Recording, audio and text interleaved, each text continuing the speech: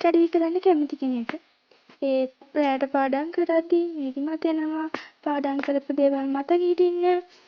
ඉතින් මේ හේතු වලට උත්තර අරගෙන තමයි මම ආවේ. ඉතින් මම ඔයාලට නයිට් ස්ටඩි කරන්න ටිප්ස් ටිකක් කියලා දෙනවා. ඔයාලත් මේව කරලා බලන්න. ඉතින් පළවෙනි ටිප් එක තමයි පැහැදිලි ඉලක්කයක් හදාගන්න. ඔයාලා පාඩම් කරන්න කලින් අද දැන් මොනවද කරන්න ඕනේ කියලා මුලින්ම පැහැදිලිව තීරණය කරලා ඉන්න. ඉතින් දෙවෙනි ටිප් එක තමයි රෑට පාඩම් කරද්දී ගැළපෙන තැනක් තෝරගන්න එක.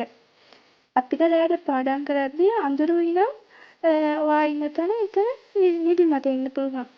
ඉතින් ඒ නිසා පාඩම් කරන තැන හොඳින් ආලෝකය තියෙන නිශ්ශබ්ද තැනක් තෝරගන්න.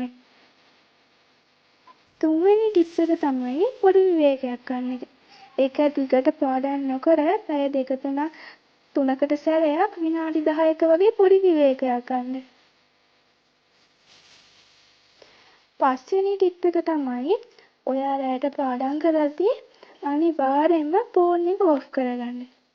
මොකද අනිවාර්යෙන්ම ඔයා පාඩම් කරද්දී ෆෝන් එකේ නොටිෆිකේෂන් එනවා. එතකොට ඔයාලට ෆෝන් එකට හිත යනවා.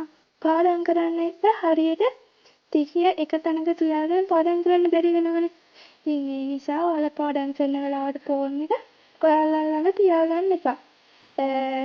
ඔයාලට පුළුවන් ඒක අල්මාරියක දාලා ලොක් කරගන්න. ඒ වගේ දෙයක් කරන්න. ඉතින් ෆෝන් එක ළඟ තියාගත්තොත් ඔයාගේ අවධානය බිඳෙනවා. ඒ නිසා ෆෝන් එක ඔෆ් කරලා තියාගන්න එක ගොඩක් හොඳයි. ඉතින් 6 වෙනි ටිප් එක තමයි පාඩම් කරද්දී කොටස් බෙදාගෙන පාඩම් කරන එක. ඉතින් ඔයා පාඩම් කරන්නේ ගොඩක් ලොකු පාඩමක් නම් ඔයාට දැනෙනවා අනේ මේක ලොකු පාඩමක් මට පාඩම් කරගන්න බැරි වෙයි. ඉතින් එහෙම හිතෙන එක ඔයාට නැති කරගන්න පුළුවන්. ඔයා පාඩම් කරන පාඩම පොඩි පොඩි කොටස් වලට බෙදා ගන්න. මම මේ ටික මේ වෙලාවේ පාඩම් කරනවා. ඒකෙන් මේ වෙලාවේ ෂෝට් නෝට් එකක් හදනවා. අන්න ඒ විදිහට බෙදාගෙන පාඩම් කරන්න. ඔයා එහෙම කොටස් වලට බෙදාගෙන පාඩම් කරද්දී ඔයාට දැනෙන්නේ මෙච්චර ලොකු පාඩමක් මෙච්චර ඉක්මනට ලේසියෙන් කරගන්න පුළුවන් කියලා ඔයාට දැනේ. ඒ කියන්නේ ඔයාට දැනෙන්නේ මේකේ ගොඩක් තියෙනවා ලොකු කොටසක් වගේ දැනෙන්නේ. ඒ නිසා ඔයා ඒ විදිහට කරලා බලන්න. ඉතින් 7 වෙනි ටිප් එක තමයි ඔයා පාඩම් කරද්දී හොඳට වතුර බොන එක. අපිට පාඩම් කරද්දී මොලේ ක්‍රියාශීලී වෙලා තමයි තියෙන්නේ. ඉතින් මේ වෙලාවට විචලනය වෙන්න පුළුවන්. ඉතින් වතුර බීවම අපිට මේ විචලනය නවත්ත ගන්න පුළුවන්. ඒ හින්දා පාඩම් කරන වෙලාවට අනිවාර්යෙන්ම පාඩම් කරන අතරතුර අනිවාර්යෙන්ම වතුර බොන්න අමතක කරන්න එපා.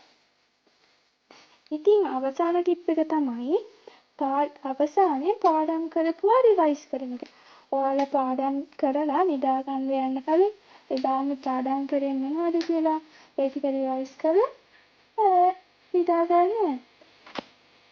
ඔයාලත් මේ ටිප්ස් ටික try කරලා රිසල්ට් එක කියන්න මතක කරන්න එපා.